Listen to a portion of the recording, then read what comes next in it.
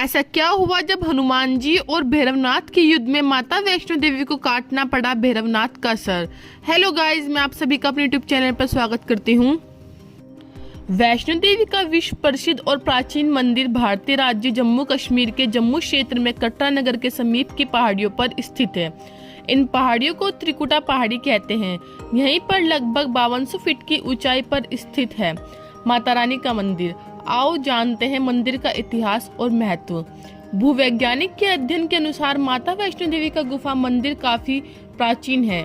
माना जाता है कि माता वैष्णो देवी ने त्रेता युग में माता पार्वती, सरस्वती और लक्ष्मी के रूप में मानव जाति के कल्याण के लिए एक सुंदर राजकुमारी के रूप में अवतार लिया था और त्रिकुटा पर्वत पर गुफा में तपस्या की थी। जब समय आया, उनका शरीर 3 दिव्य ऊर्जाओं के सूक्ष्म रूप में विलीन हो गया। वैष्णो देवी कथा को वैष्णो देवी के भक्त श्रीधर से जोड़कर भी देखा जाता है। 700 वर्ष से भी अधिक समय पहले कटरा से कुछ दूरी पर स्थित हंसाली गांव में मां वैष्णवी के परम भक्त श्रीधर रहते थे।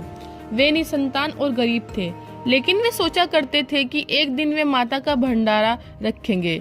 एक दिन श्रीधर ने आसपास के सभी गांव वालों को प्रसाद ग्रहण करने का न्योता दिया और भंडारे वाले दिन श्रीधर अनुरोध करते हुए सभी के घर बारी बारी गए ताकि उन्हें खाना बनाने की सामग्री मिले और वह खाना बनाकर मेहमानों को भंडारे वाले दिन खिला सके। जितने लोगों ने उनकी मदद की वह काफी नहीं था, क्योंकि मेहमान बहुत ज्यादा थे। वह सोच रहे थे इतने कम सामान के साथ भंडारा कैसे होगा। भंडारे के एक दिन पहले श्रीधर एक पल के लिए भी सो नहीं पा रहे थे, यह सोचकर कि वह मेहमानों को भोजन कैसे करा सकेंगे। वह सुबह तक समस्याओं से घिरे हुए थे और बस उसे अब देवी माँ से ही आस थी।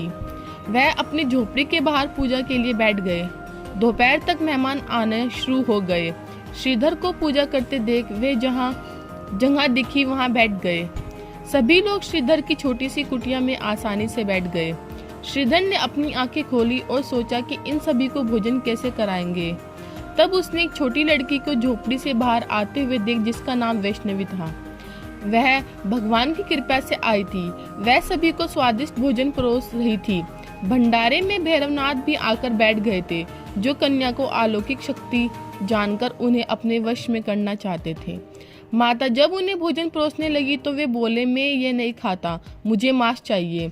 वहां पर माता की रक्षात ब्रह्मांड रूप में हनुमान जी भी मौजूद थे।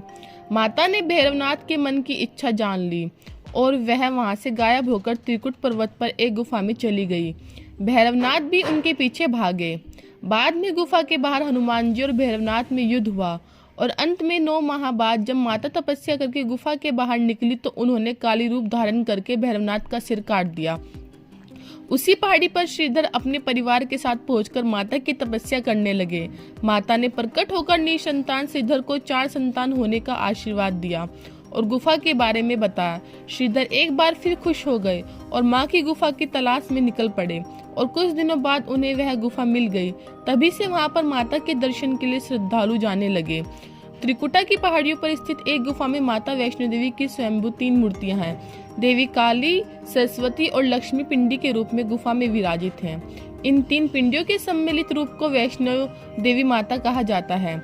इस स्थान को माता का भवन कहा जाता है। पवित्र गुफा की लंबाई 98 फीट है।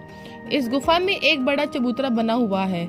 इस चबूतरे पर माता का आसन है, जहां देवी त्रिकुटा अपनी माताओं के साथ विराजमान रहती है। इस पवित्र गुफा को अंधकुवारी के नाम से जाना जाता है। अंधकुवारी के पास ही माता की चरण पादुका भी है। यह वह स्थान है जहाँ माता के भागते भागते मुड़कर भैरवनाथ को देखा था।